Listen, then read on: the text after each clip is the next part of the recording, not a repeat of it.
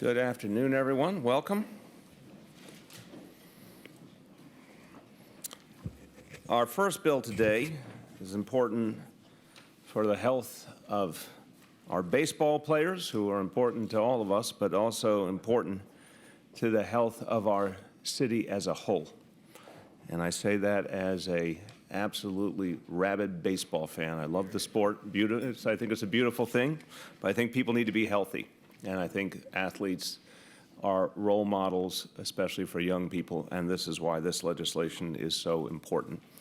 Intro 1068A prohibits the use of smokeless tobacco at sports arenas and in recreational areas that issue tickets. The sponsor is Councilmember Corey Johnson. Many people think that smokeless tobacco is harmless. They see athletes using it. They think there's no consequence. Well, unfortunately, that's not true. There's very real danger, and tobacco in any form is fundamentally dangerous. Smokeless tobacco is linked to serious negative health outcomes, including cancer, cardiovascular disease, and gum disease. And because young people do pay attention to their role models, unfortunately, what's happened up to now is young people watch something dangerous happening and think it's something to emulate, in fact. We don't want our young people to think smokeless tobacco is a cool thing. And unless we do something about it, there's way too many examples for them to be influenced by. Estimates are that up to 30% of Major League Baseball players use smokeless tobacco, even in the year 2016. New York City has long been a leader in reducing tobacco use. We already have a smoking ban in our bars, in our restaurants, in theaters, public transit, sports arenas, and some other key public areas. And just last week, our Department of Health and Mental Hygiene launched their new Quitting is Hard, Cancer is Harder campaign. And they're giving away quick kits to those who need them. And I want to urge everyone who wants to get one of these kits or wants to get information on how to quit smoking to call 311 so we can make that available to you. This bill is the next step in our efforts. It expands the Smoke-Free Air Act to ensure smokeless tobacco is prohibited in some of the places we see it the most. And with this bill, I'm looking forward to seeing healthier players, healthier fans, and a healthier city for us all. I want to thank Speaker Melissa Mark Viverito, and now I'd like to introduce our Department of Health Commissioner, Dr. Mary Bassett. Thank you very much, Mr. Mayor, and thank you for your leadership on bringing this legislation quickly into law at the beginning of the baseball season. And I'd also like to thank my Health Committee Chair, Chairman Johnson, for championing this bill at the City Council, as well as Tobacco Free Kids, which has been a national leader on removing smokeless tobacco from our stadiums. This law isn't just about baseball players, but it will help them too. It's really about the youth of our city. We know that every year 400,000 kids nationwide between the ages of 12 and 17 try smokeless tobacco for the first time. We don't want them to light up. And they chew up. But 400,000 try it for the first time. And here in New York City, we've been tracking data over the years, and we've seen the rates in our young people double in recent years. And using smokeless tobacco is hazardous all on its own, as the mayor has said, but it can also lead to lighting up. And the use of other tobacco products like cigarettes. So when our young people see professional athletes, especially baseball players, using smokeless tobacco, it makes it something that they might want to try to do. So I'm really so proud to have New York City's players setting a healthy example. The Mets and the Yankees, we expect, will be fully compliant with this law, as they have been with earlier legislative actions to limit tobacco use, and we stand ready to assist them in any way. As a reminder, we have a week left in our free patch and gum giveaway program that the mayor mentioned. Until April 13th, you can call 311. So if you smoke or anyone you know smoke, please urge them to take advantage of this opportunity. Thank you again, Mr. Mayor and Chairman Johnson. Thank you. And speaking of Chairman Johnson, the chairman of our City Council Health Committee, Corey Johnson. Thank you. Thank you, Mr. Mayor. Good afternoon. It is good to be with you today. I am really proud to be here to see our amazing mayor sign into law a bill that will take tobacco out of professional baseball in New York City. With this bill signing, we are sending a clear message that it is no longer acceptable to showcase the use of this deadly, addictive product in America's pastime. We do this for the health of the players and for millions of young fans, as the mayor mentioned, who idolize them. And we now join the cities of San Francisco, Boston, Los Angeles, and Chicago in taking this important step. In passing this legislation, I am proud to have the support of Major League Baseball, and I'm proud that the Yankees and the Mets weighed in and were supportive during the legislative process, as well as countless organizations that battle cancer and tobacco-related illness. These organizations who are here today, I want to thank them for their huge support, understand that when baseball players use chewing tobacco, they set a destructive example for young people. The statistics are clear on this. While smoking among high school students has been dropping, smokeless tobacco use among high school athletes has actually increased over the past decades. These are kids who want to take part in the culture of baseball. And for their sake, we need to make sure that does not include the consumption of deadly and addictive tobacco products. Recent tragedies have shown us how destructive this habit can be. In June of 2014, Hall of Famer Tony Gwynn died at the age of 54 after a long battle with salivary gland cancer, which he attributed to his longtime use of chewing tobacco. 2 months later, pitching great Curt Schilling, I'm a Red Sox fan, though he's a Republican and I'm a Democrat, who was only 47 at the time, announced that he was being treated for oral cancer. And he said that it was without a doubt unquestionably caused by 30 years of using chewing tobacco. This legislation will take this deadly habit out of baseball in New York City.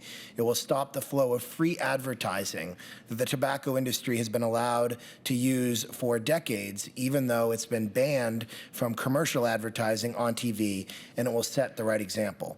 I want to thank Health Committee members who supported this legislation, my colleagues on the council who overwhelmingly supported the bill, the best health commissioner in the United States, Dr. Mary Bassett, and of course, Mayor de Blasio, who I think in the past 2 years has really shown his mettle when it comes to public health and also protecting young people.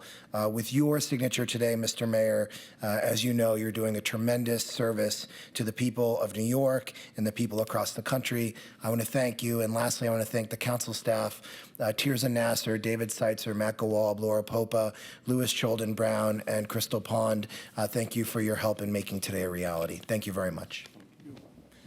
All right, we have some public testimony. 2 people have signed up. I'd like to call up Robert Arena of the Brooklyn Baseball Association and Kevin O'Flaherty of the Campaign for Tobacco-Free Kids.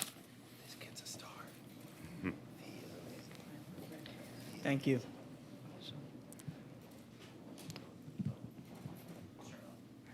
Thank you.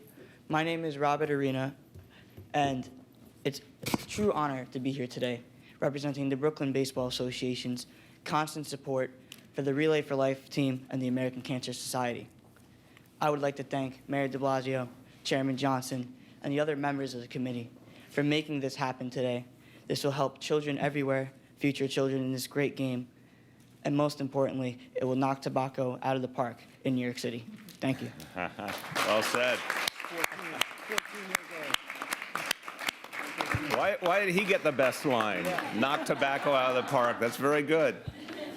You never want to follow young people. I've learned That's that right. throughout my years. My name is Kevin O'Flaherty. I work for the Campaign for Tobacco-Free Kids. I'm also leading our effort nationwide to knock tobacco out of the park. It's only fitting that New York, with its 2-storied franchise that have tens of millions of fans across the country, should be the cleanup hitter in our first year of tobacco-free sports policies. While 4 other cities have already passed these laws, it's New York that has driven the importance of the issue home, and it brings the total now to 10 major league teams that will be covered by the end of the year. It's truly historic that the dangerous connection between tobacco and baseball that has existed for the better part of almost 2 centuries is clearly on its way out of the game. On behalf of the Campaign for Tobacco-Free Kids and our partners, the Heart Association, the Lung Association, the Cancer Society, Cancer Action Network, we would first like to thank Council Member and Health Chair Corey Johnson and the City Council for passing the law today. We also, of course, would like to thank you, Mr. Mayor, for your signature today, the support of your administration and the Health Commissioner throughout the process, and your embrace of the cause. While we see you on TV from time to time, it's not often we see you on ESPN. And we were thrilled with the comments you made a couple of weeks ago, both in regards to tobacco-free baseball and in regards to further policies you plan on introducing to address tobacco use in the city. We all I speak for all of my partners today, ready to work with you on any initiative that would help further protect New York City's kids from the insidious threat of tobacco addiction. Lastly, it's important to note that this prohibition on tobacco use within sports facilities does not affect what players do in their personal lives. While we hope that players will use this as an opportunity to quit, that's not what we're doing it for. Sports facilities are workplaces, public places, or both, and it's entirely appropriate to restrict the use of a harmful substance in those settings when it is that use by those folks in those settings that actually causes the harm among impressionable kids. Providing this protection for our kids from an industry that is not beneath using their heroes to get them addicted is long overdue. And Mr. Mayor, we hope in addition to signing the bill today that you'll stand with us in asking the League and the Players Association to get tobacco out of Major League Baseball before the next collective bargaining agreement is signed. I will, and it's 10 done out of 30, correct? By the end of the year, that's right. 10. So you're 1/3 of the way there. That's exactly Keep right. going. Thank you. Excellent. Thank you very much. Let's sign the bill.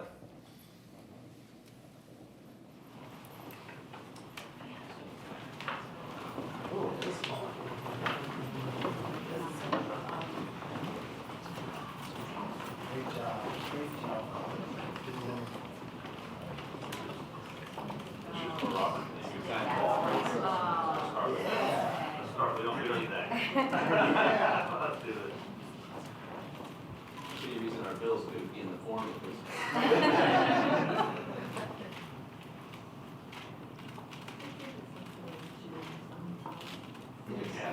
Many players.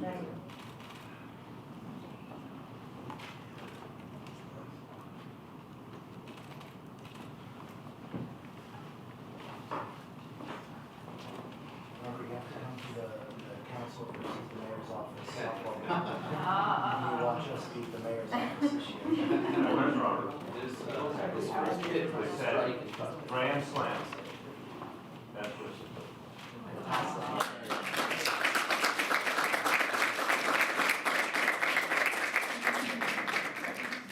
all right. All right? Yeah.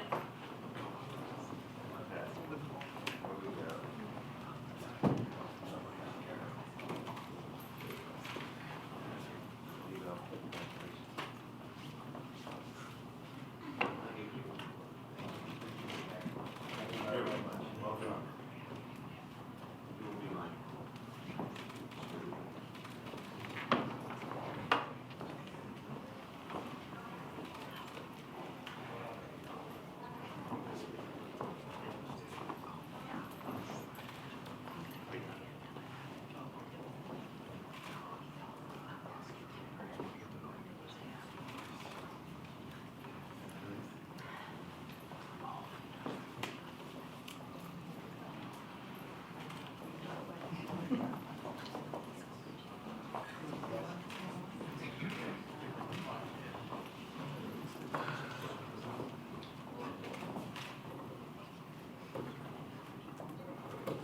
Bill's now off.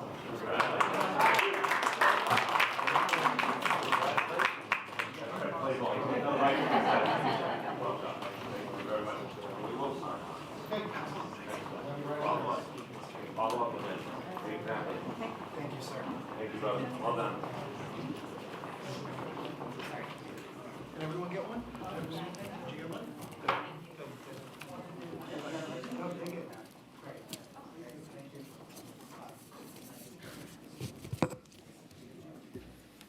Okay, next. We have two bills to help support some of our most vulnerable young people.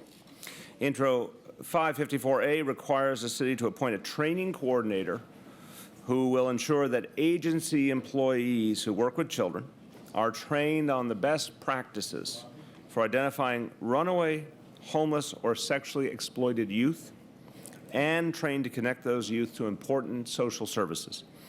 These training platforms will be obtained from expert government and nonprofit agencies and made available to agency employees. The sponsor is Councilmember Matthew Eugene. Intro 993A amends the date that the Administration for Children's Services and the Department for Youth and Community Development must annually submit their report on the number of sexually exploited youth each agency has worked with. Sponsor is Councilmember Steve Levin.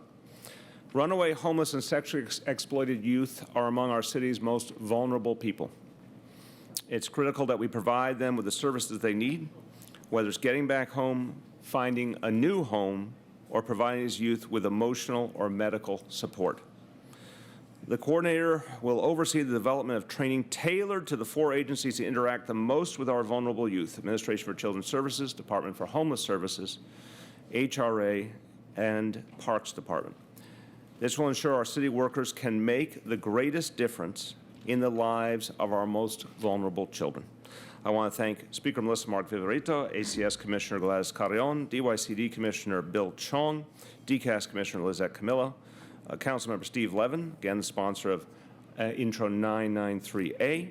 And now I want to introduce Councilmember Matthew Eugene, sponsor of Intro 554A and chair of the Committee on Youth Services. Whoops, thank you. Thank you very much. Thank you very much, Mr. Mayor. Thank you. We are living in a city, in a great city, the great city of New York, but also we have so many young people who are facing challenges. And we must do everything possible to help our youth, especially our city at-risk youth. But our Mayor, Bill de Blasio, has already done so much to help our children, from making sure that every child in our city has a chance to attend free pre-K. This is wonderful. To making a commitment to increase the number of beds available in shelters for runaway and homeless youth.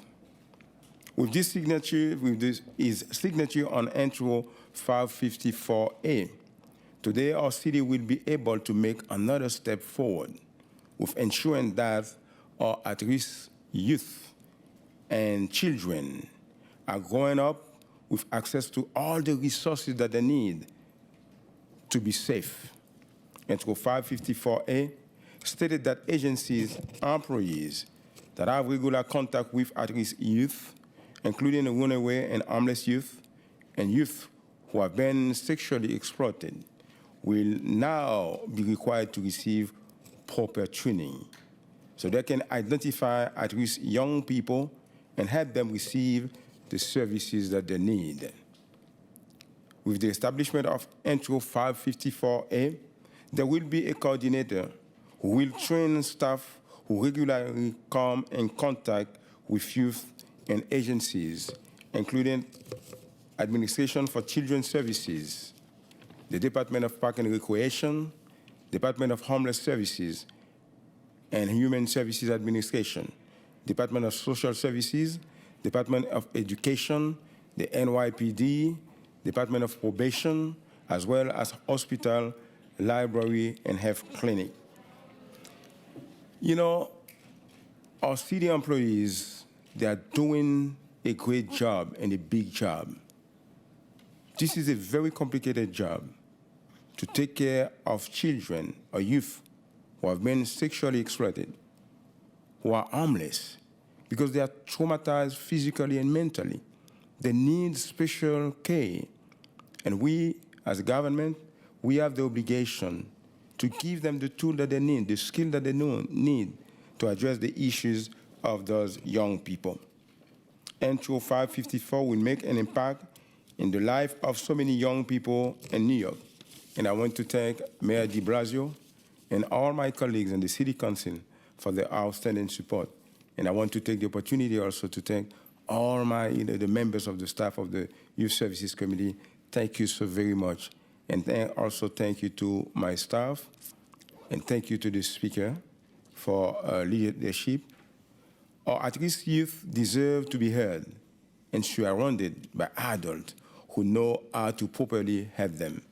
And I am looking forward to seeing the impact of Intro 554A.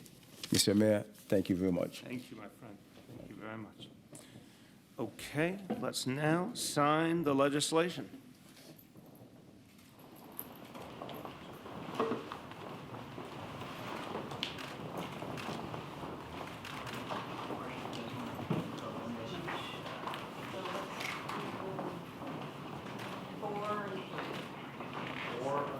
Which one from Massachusetts? 4-4? 4-4.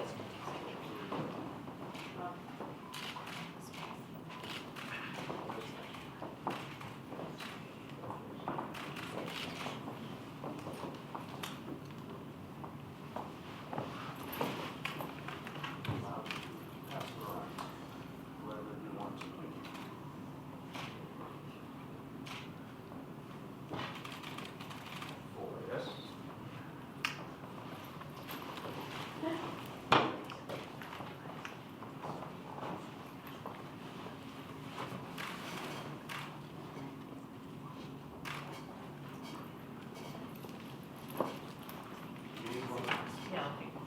Take one of the four. Although I see Councilman, we want 5, make us 5. 5. Yep. One for you.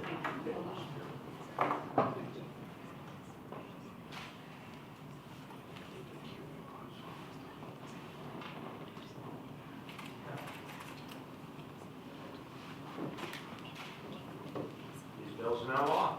Thank you. Thank you. Thank you.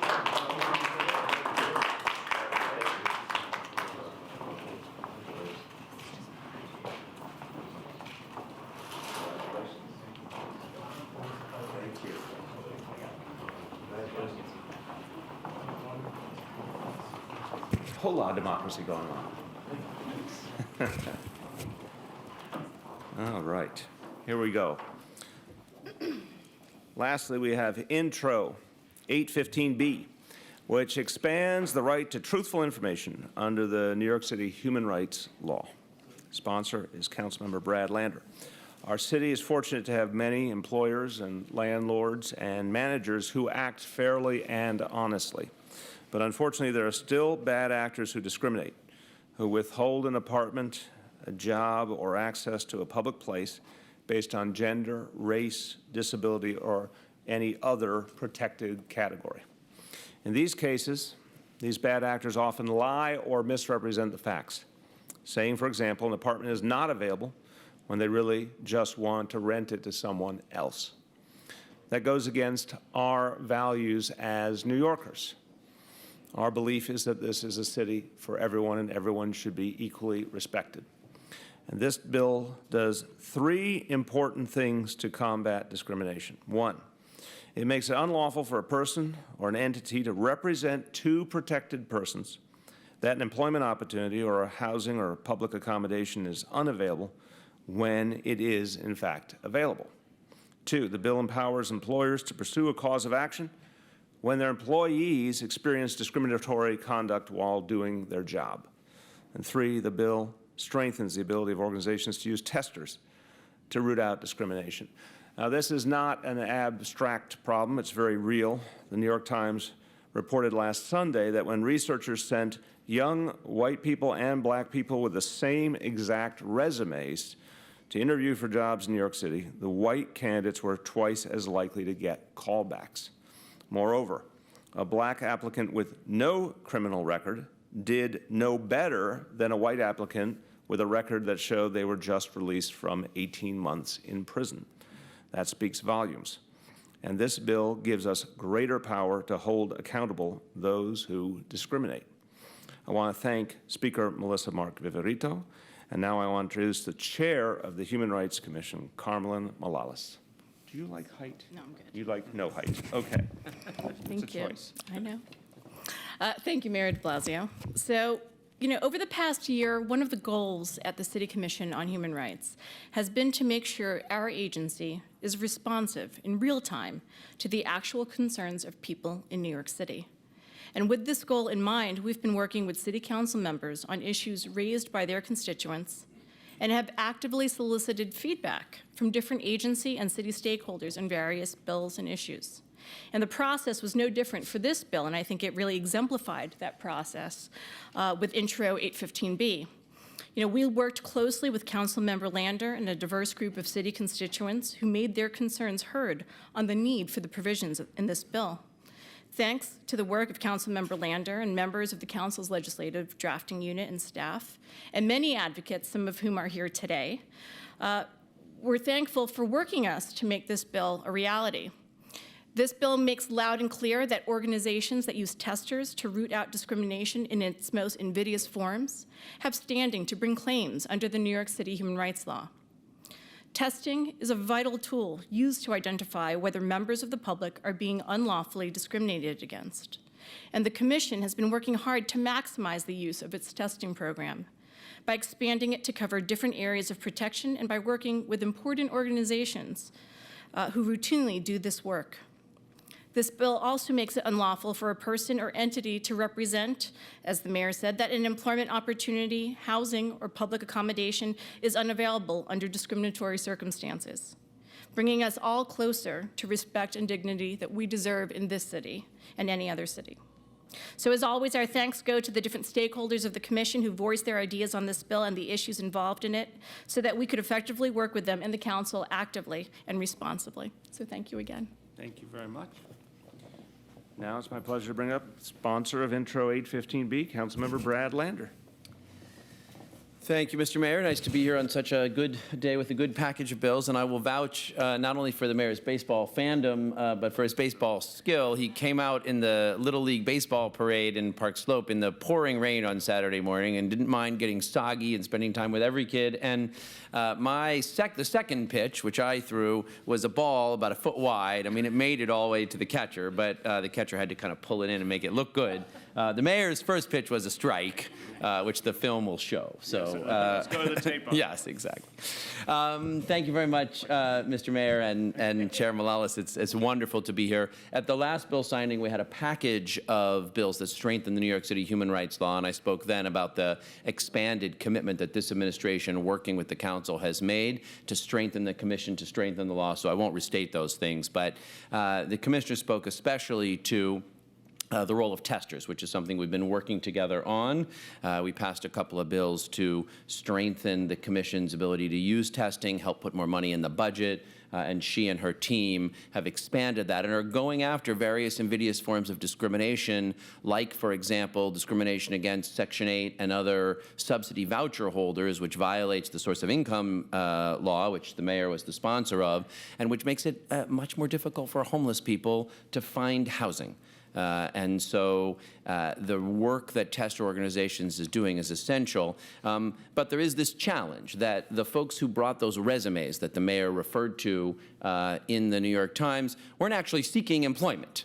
Right? They were testers. They were using false resumes to identify discrimination. And there have been cases where those who discriminated in those cases were able to beat the rap because they were able to show that the plaintiffs weren't actually looking for the housing or the employment. So by establishing a right to truthful information, this bill makes clear you cannot lie to people as a result of their protected class, and you can't create differential opportunities for them. And this bill, therefore, strengthens the abilities of testers to go out and do their jobs and root out discrimination.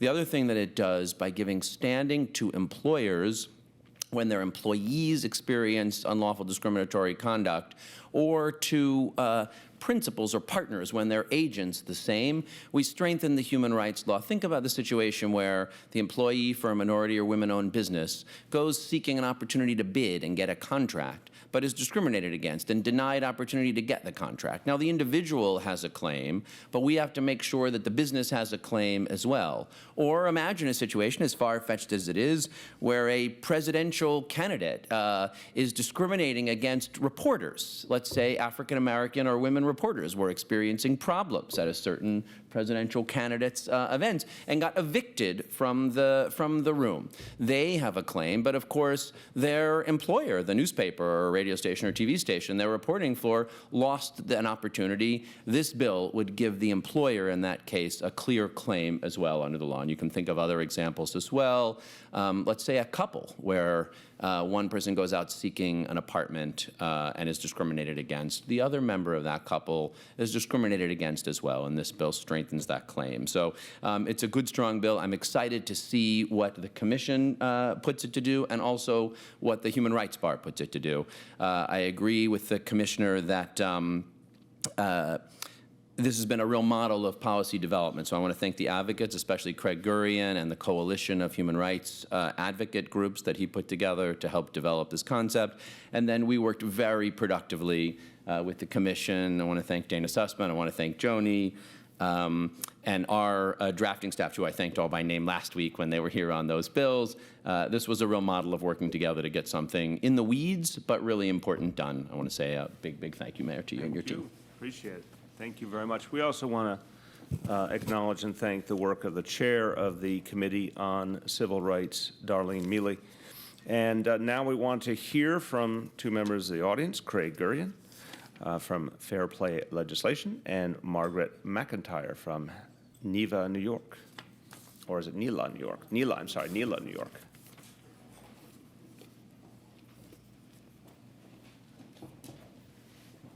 Good afternoon. My name is Margaret McIntyre. I'm the chair of the Legislative Committee of the New York affiliate of the National Employment Lawyers Association, NELA, New York. We are gratified that Intro 815 is being enacted with all of its critical protections intact. We thank Brad Lander for his remarkable leadership in bringing us to this moment, and we thank you, Mr. Mayor, for signing the bill this afternoon. As far as we know, Intro 815 makes New York City the only jurisdiction in the country to have an explicit statutory basis for testing across all contexts of discrimination, and that is something to be proud of. As far as we know, Intro 815 makes New York City the only jurisdiction in the country to take a stand against the current effort on the federal level to undercut the longstanding principle that a person has standing even if that person's only injury is the deprivation of a right granted or protected by a civil rights statute. And that is something to be proud of. And perhaps most importantly, Intro 815, by imputing the protected class status of an employee or agent to an employer or principal, provides an important means by which to bring into practical effect a change in the law that was made in 1991, a change that made clear that not only individuals but artificial persons too were protected by the city's human rights employment discrimination protections. That existing element of the law will now be able to be remedied more effectively, and that is something to be proud of. In short, the signing of Intro 815 makes this a great day for civil rights enforcement. Thanks. Thank you. Good afternoon, Mr. Mayor. Good afternoon. I want to first of all thank Brad Lander for once again recognizing that even legislation without obvious sex appeal can make a profound difference in the lives of New Yorkers and the extent to which discrimination does or does not continue to pollute our city. I want to thank Lori Bixson, my partner in all things, for her help and support. She plays a much more important role than she's given credit for. I'd like to thank you, Mr. Mayor, for signing the bill. Lastly, in addition to our usual friends and allies, I'd like to thank 3 national organizations that never get involved in local legislation for joining the coalition in support of Intro 815, the Lawyers Committee for Civil Rights Under Law, the National Fair Housing Alliance, and the Poverty and Race Research Action Council. These organizations realize that Intro 815 does not only provide a powerful aid to civil rights enforcement in New York City, but it also serves as a model for other states and localities throughout the country to follow. Intro 815 not only opens the door to using testing across all contexts of discrimination, it also helps the city human rights law work as an effective local version of Section 1981. As many have said throughout the legislative process, it makes clear one of the ways that discriminatory conduct in relation to contracts between entities can be attacked under the city human rights law. And finally, on a little bit more of a sober note, whenever we celebrate any progress we make on civil rights, It's important to also remember that New York City remains one of the most segregated cities and one of the most segregated metropolitan areas in the country. These patterns arose as a matter of intentional discrimination on the part of all types of players in the housing market, public or private. As we recognize Fair Housing Month this month, it is incumbent on all of us to commit to take every possible step to atone for that fundamental sin and to insist to one and all that there are no innocuous varieties of segregation. Thank you very much. Thank you, Craig. I'd just like to say a few words in Spanish before we sign the bill. Hoy estoy firmando 4 leyes para prohibir el uso de tabaco de mascar en centros deportivos y de recreación, ampliar el derecho a información veraz y confiable para impedir la discriminación de personas en empleos, viviendas y servicios públicos, mejorar los recursos de las agencias que ayudan a nuestros jóvenes más vulnerables. Y con estas leyes continuamos nuestra lucha por una ciudad más sana y más justa. With that, let's sign this legislation. Dana, come on.